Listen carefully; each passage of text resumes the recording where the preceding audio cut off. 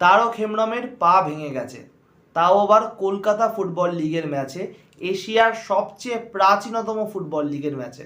কোনো অ্যাম্বুলেন্স ছিল না, 40 মিনিট ব্যথায় কাতরেছে ছেলেটা। নমস্কার, আমি জয়। শুরু করছি আজকের আওয়ার স্পোর্টস ওয়ার্ল্ড। আপনারা জানেন যে এশিয়ার সবচেয়ে প্রাচীনতম ফুটবল লিগ এই কলকাতা ফুটবল লিগ। এই কলকাতা ফুটবল লিগটাকে খেলার জন্য প্রতিটা ফুটবল প্লেয়ার, বিদেশি এবং স্বদেশি, খেলার জন্য মুখিয়ে থাকে। তারা চায় না কোনোভাবে এই খেলাটাকে স্কিপ করতে, কারণ এশিয়ার সবচেয়ে বড় হেরিটেজ খেলার মধ্যে এই কলকাতা ফুটবল লিগের নাম কিন্তু উল্লেখযোগ্য। বর্তমানে বিদেশি নেই, বর্তমানে বাঙালি প্লেয়ারদের প্রভাবটাও বেশ বাড়ানো হয়েছে। কিন্তু এ কী হাল, আমাদের বাংলার অন্যতম সেরা অ্যাটাকিং মিডফিল্ডার, যার উপর আমরা তাকিয়ে রয়েছি, ইয়াং তারকা, সেই তারক হেমব্রমের পা ভেঙে গেল এবং তাকে ব্যান্ডেজ করা হলো কি করে? দুটো ছাতার মাধ্যমে। আজকে মাঠে, কলকাতা লিগের মাঠে উপস্থিত ছিল অ্যাম্বুলেন্স, কিন্তু অ্যাম্বুলেন্স আসেনি, ঠায় দাঁড়িয়েছিল। তাহলে কি শোপিস হিসাবে সেই অ্যাম্বুলেন্সটাকে আনা হয়েছে? তারক হেমব্রমরা বা আমাদের আদার্স ফুটবল প্লেয়াররা এমন কিছু উপার্জন করে না কিন্তু কলকাতা ফুটবল লিগ থেকে।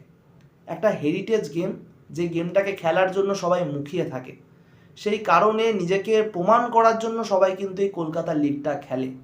এর থেকে উন্নত মানের বা হেরিটেজ বা সুন্দর লিগ হয় না, আমরা এটা মনে করি। আমরা ফুটবল ফ্যান, আমরা ফুটবলটাকে ভালোবাসি, এই কারণে আমরা এটা মনে করি। কিন্তু কলকাতা লিগের এত পরস্পর বাজে অবস্থা দেখে সত্যি মন খারাপ হচ্ছে। শুধুমাত্র তারক হেমব্রমের কথা নয় বন্ধুরা, কদিন আগে রেনবোর ASOS রেনবো যে টিম, তার কর্মকর্তারা লাইভে এসে ভিডিও মাধ্যমে সোশ্যাল মিডিয়ায় জানায় তারাও IF-এর কাছে একটু অখুশ, মানে খুশি হয়নি একদমই খেলার পরিস্থিতি লক্ষ্য করে। মাঠের পরিস্থিতি এগুলোকে আমরা স্কিপ করলাম, বর্ষাতে মাঠে জল জমতে পারে, কাদা হতে পারে, এটাকে আলাদা রাখতে পারি। কিন্তু মাঠের মধ্যে কোনো কর্মকর্তা বসে মোবাইল টিপবে, বেটিংয়ের কোনো একটা গন্ধ আসবে, সেটা তো মানা যায় না। সেই নিয়ে অনেক সমালোচনা। আমি তারক হেমব্রমের কথা বিশেষ করে উল্লেখ করব। তারক হেমব্রম, যাকে নবাবদা কত কষ্ট করে ছেলেটাকে তৈরি করেছে, সেই ছেলেটা আজকে 40 মিনিট পা ভাঙা অবস্থায় মাঠে পড়েছিল। তার সুস্থতার জন্য ছাতা ব্যবহার করা হয়েছে। আজকে যদি ছাতা না থাকতো, আজকে যদি সারাদিন বৃষ্টি না হতো, তাহলে কি করতো ছেলেটা?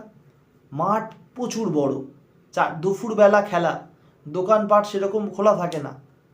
আজকে কিভাবে পরবর্তী 40 মিনিট পরে অ্যাম্বুলেন্স এসে তাকে নিয়ে যাওয়া হয়েছে, সেটা পরবর্তী সময় কবে মাটি ফিরবে?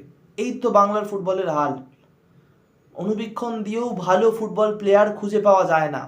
তার মধ্যে AIFF নিয়ম করেছে যে তুমি যদি খেপ খেলো তাহলে প্রফেশনাল ফুটবল তোমার জন্য নয়।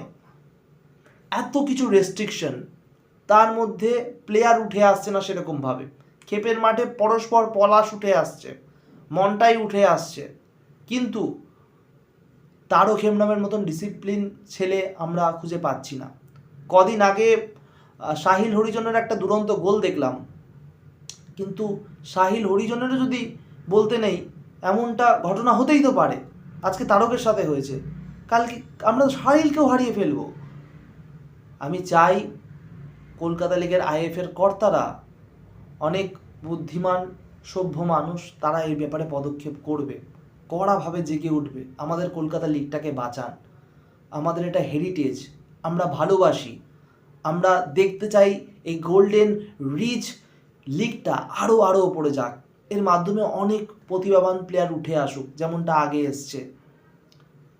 আমি রিকোয়েস্ট করব সবাইকে, সবাই একটু মন দিন।